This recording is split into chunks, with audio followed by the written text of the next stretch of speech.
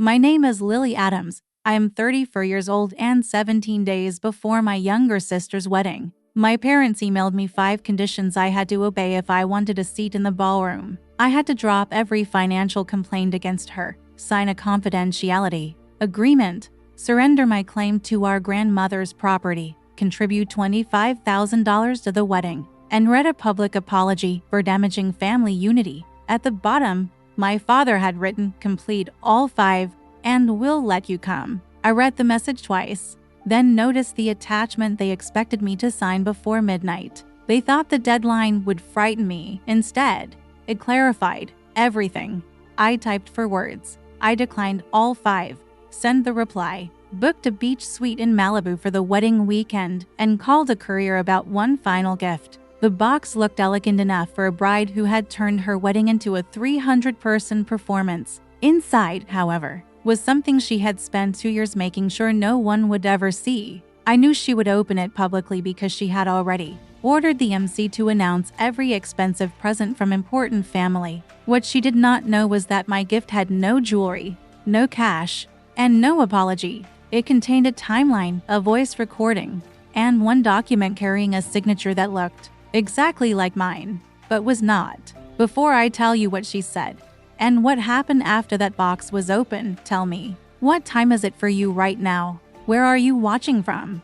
And what is the weather like there? I'm curious to see how far this story will travel. The first person I mentioned in that email was my younger sister. Her name was Natalie, and for most of our lives, my parents treated her mistakes as emergencies. Everyone else was responsible for solving.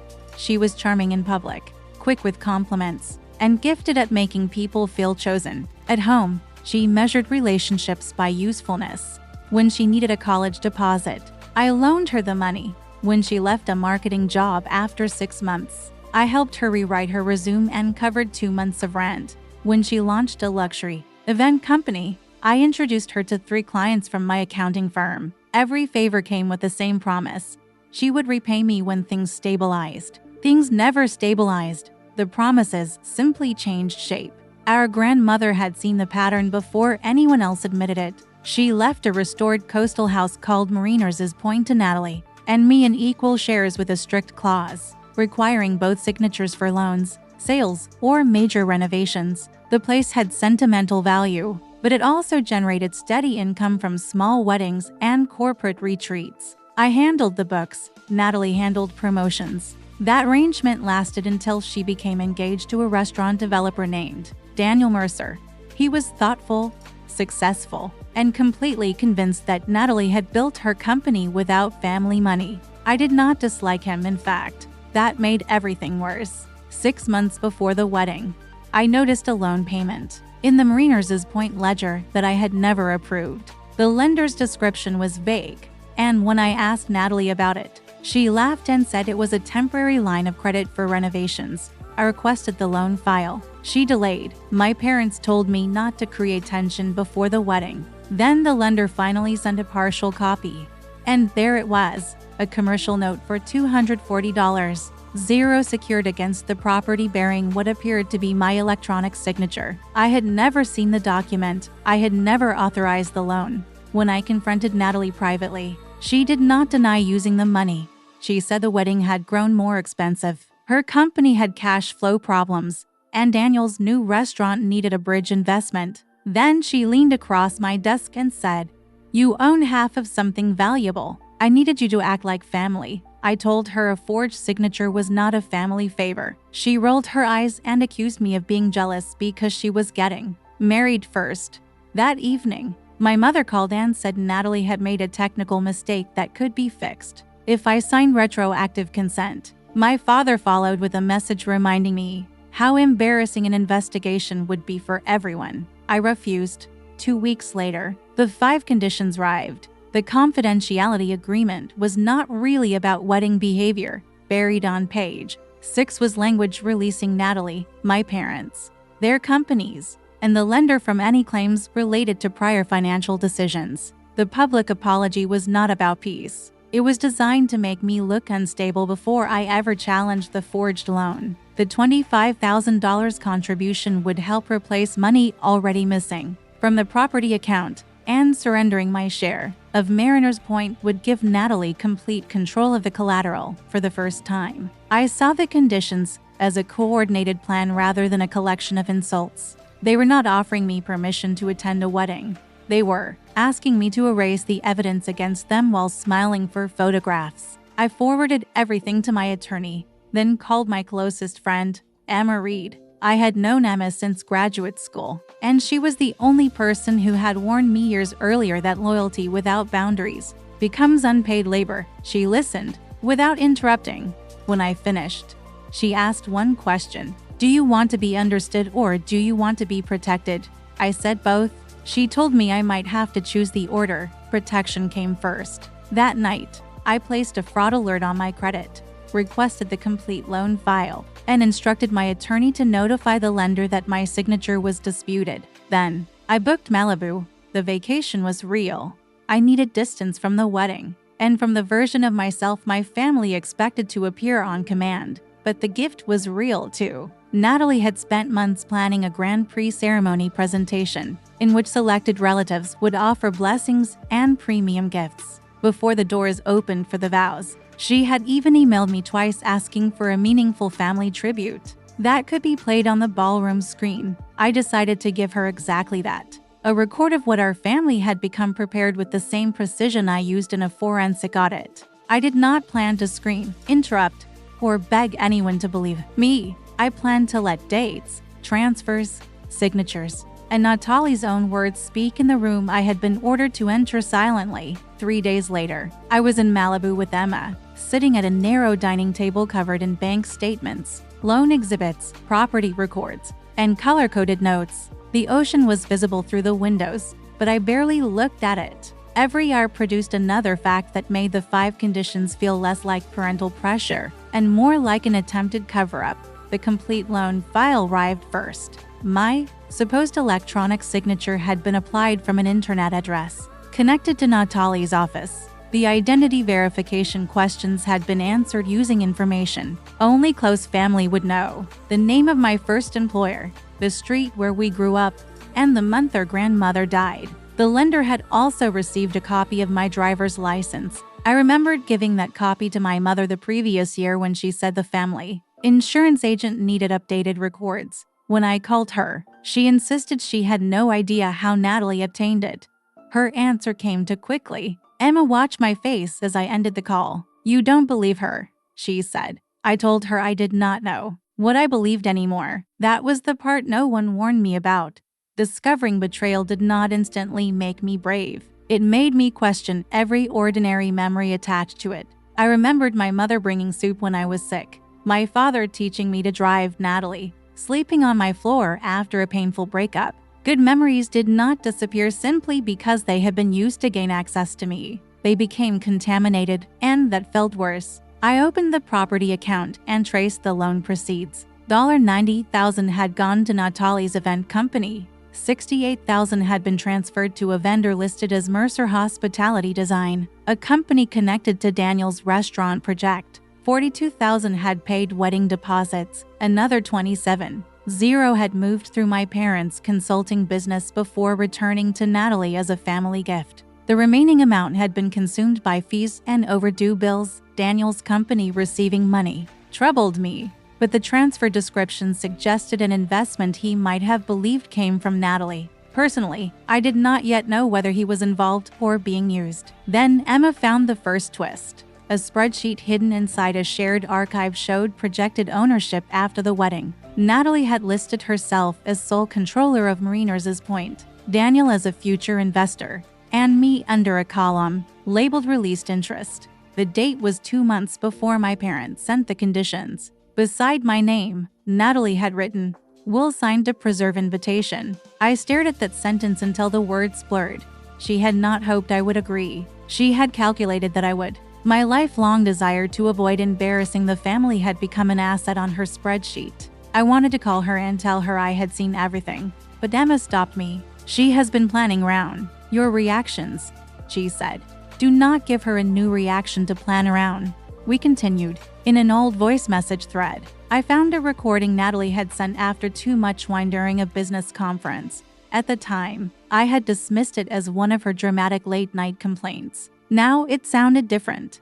She said our parents were finally handling Lily, that once I signed the wedding papers, the loan would become to share to challenge, and that Daniel never needed to know where the restaurant money originated, because he would repay it after opening. Her voice was playful, almost bored. At the end, she laughed and said, "She'll be angry for a month. Then she'll fix it like she always does." I played the message twice. The second time I felt no surge of victory. I felt ashamed because part of me recognized the pattern as accurately as she did. I had fixed it like I always did. I had protected Natalie from creditors, employers, former friends, and our parents' disappointment. I had called that love because admitting it was fear would have required me to change sooner. That became the emotional center of the gift. I did not want the presentation to be a collection of humiliating childhood stories. I wanted it to show a chain of adult decisions: the forged signature, the diverted funds, the false release, the planned deception of Daniel,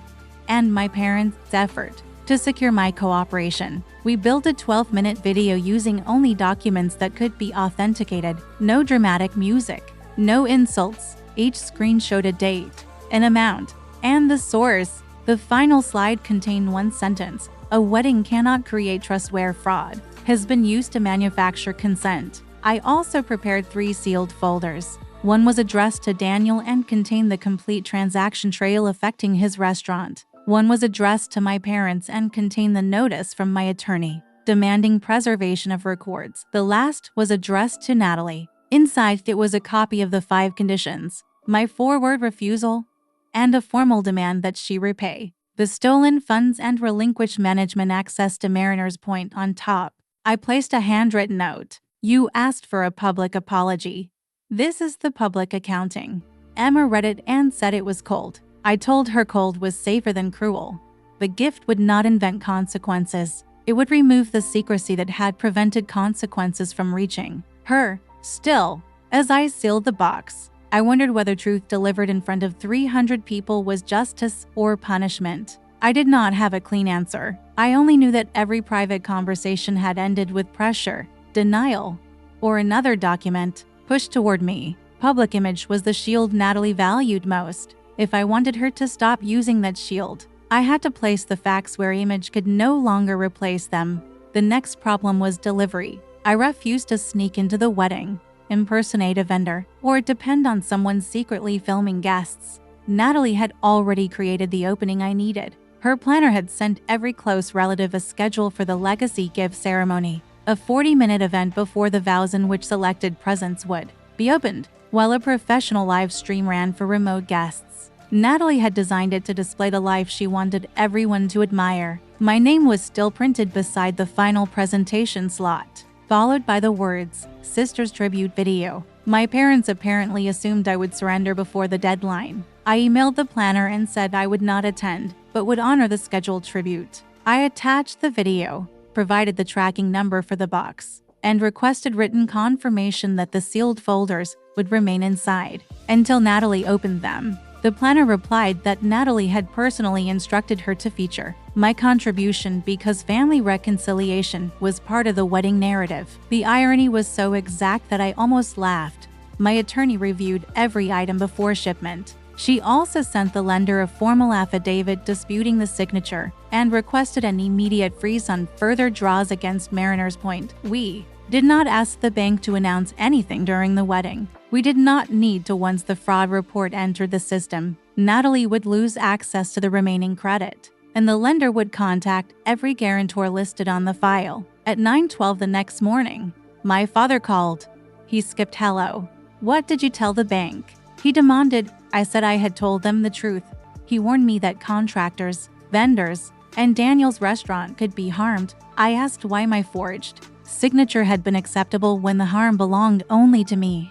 He said, "This is bigger than one signature." That sentence confirmed more than he intended. I asked whether he had known. He remained silent for seconds, then said my mother had only provided identification because Natalie promised the paperwork was temporary. I wrote the time of his admission on a legal pad. "You let her use my license," I said. He replied that parents sometimes make difficult choices to keep a family together. I told him families held together by unauthorized debt were already broken. He lowered his voice and offered a new deal: sign the release, attend quietly, and he would persuade Natalie to repay me over 5 years. I asked what would secure the payments. He said trust. I ended the call. My mother tried a different approach. She sent photographs of Natalie as a little girl, then wrote that my decision would define me forever. I nearly answered. Instead, I forwarded the messages to my attorney and turned off notifications. That evening, Natalie called from an unknown number. Her first words were, "Do you have any idea what you're threatening?" She claimed the loan was almost repaid, Daniel would be humiliated, and our parents could lose their business. Then her tone softened. She said she wanted me beside her at the wedding and that sisters should not let paperwork destroy a once-in-a-lifetime day. I asked her to state clearly whether she had signed my name. She paused, then said, "I did what everyone needed." Emma, sitting across from me, heard it on speaker. Natalie continued, "You always land on your feet. I needed one thing to be mine." There it was. Not remorse, but entitlement dressed as pain. I told her the box was already in transit. She shouted my name, then demanded to know what was inside. I said, "Everything you were sure I would keep private." After the call, my hands shook so badly I spilled water across the table. Emma did not congratulate me. She helped clean it up. The following morning, we checked into the Malibu suite I had booked, and I placed my phone beside the live stream link. I did not feel powerful. I felt like I had stepped onto a bridge after setting fire to the road behind me at 4 p.m. California time. The legacy gift ceremony would begin in a ballroom 3 time zones away. At 3:47, the planner sent one message: "Your package is on the presentation table." The bride insisted yours be open last. Natalie still believed she could control the ending. The live stream opened with a wide view of the ballroom. White orchids climbed the columns, candles covered the tables, and a gold monogram with Natalie and Daniel's initials glowed behind the stage. I could hear more than 300 guests talking as servers moved between them with champagne. For several minutes, nothing happened. Then the MC welcomed everyone to the private celebration before the vows and explained that the couple wanted to honor the families who made this day possible. Emma sat beside me on the sofa, but neither of us spoke. One after another, family members stepped forward to honor the couple. Daniel's parents proudly presented a beautifully restored vintage pocket watch that had belonged to his grandfather, calling it a symbol of lasting commitment. My aunt followed with an elegant pearl hair comb that had once belonged to our grandmother, placing it gently into Natalie's hands while sharing a warm memory from childhood. My parents announced they were contributing a significant amount toward the purchase of Daniel and Natalie's future home, earning another round of applause from the guests. Every thoughtful gift was carefully photographed as smiles filled the ballroom. Natalie stood at the center of it all, glowing beneath the lights. She smiled effortlessly, greeting every guest with warmth and confidence. If my earlier phone call hadn't settled her in any way, she gave no sign of it. She looked completely composed, as though nothing could disturb the perfect celebration she had spent months creating. As the ceremony host reached the final presentation listed in the program, my mother leaned close to Natalie and quietly whispered something into her ear. Natalie immediately shook her head, but the host simply smiled toward the cameras. "Our final gift," he announced cheerfully, "comes from the bride's sister, Lily. Although she couldn't attend today, she wanted to send something deeply meaningful." Soft whispers spread throughout the ballroom. Guests exchanged curious looks while photographers adjusted their cameras toward the stage. Before anyone else could react, Natalie stepped forward with practiced grace. "My sister and I haven't always agreed," she said softly, wearing the gentle expression she often used whenever she wanted people to sympathize with her. "But today isn't about old disagreements. It's about forgiveness, family, and moving forward together." The audience responded with warm applause. Only one person remained completely still: my father. His hands never came together. Moments later, an elegant walnut box wrapped with a delicate ivory ribbon was carried onto the stage and placed carefully on the presentation table.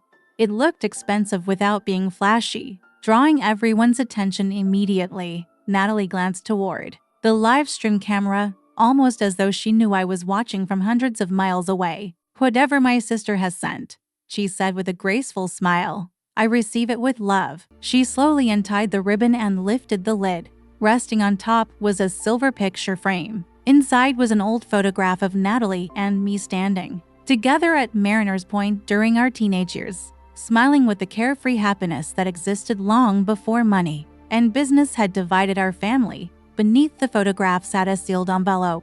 Across the front, in bold handwriting, were 3 simple words, "Read aloud." Natalie smiled even wider. She clearly expected an emotional apology or perhaps a heartfelt blessing that would complete the ceremony perfectly. Without hesitation, she handed the envelope to the master of ceremonies. He unfolded the paper. The confidence on his face disappeared almost instantly. His eyes stopped moving for a brief second before continuing down the page. Natalie noticed the sudden change in his expression and instinctively reached toward the letter. But it was already too late. He had begun reading into the microphone. "To my sister." The ballroom became noticeably quieter. "You asked me to surrender my ownership rights, withdraw my legal claims, remain permanently silent, and contribute $25,000 in exchange for permission to attend your wedding." A stunned silence spread across the room. "I refused because consent obtained through pressure is never genuine consent."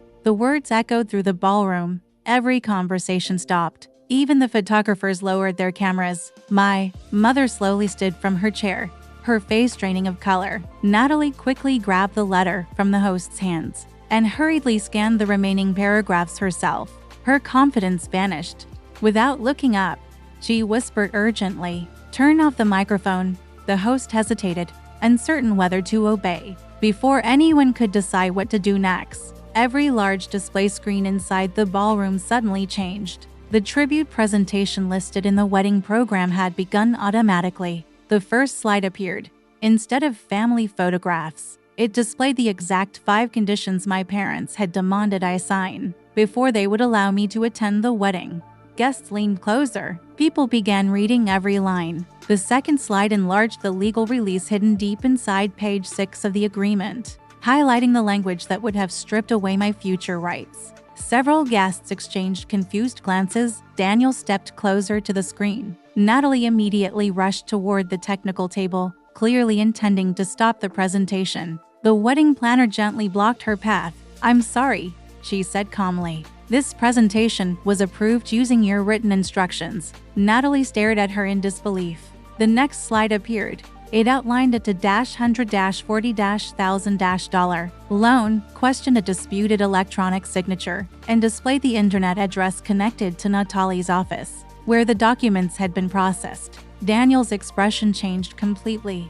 He turned slowly toward Natalie. "Why is Lily's name attached to this?" Natalie answered almost immediately. "It's misleading. None of that tells the whole story." Before anyone could respond, the presentation advanced again. A detailed financial chart appeared on the screen. $90,000 had been transferred into one company. $42,000 had paid wedding deposits. $68,000 had funded Daniel's restaurant project. Daniel stared silently at the figures. His eyes stopped on the line containing his own business. "You told me this investment came from your retained earnings," he said. Quietly, Natalie reached for his hand. He stepped backward instead.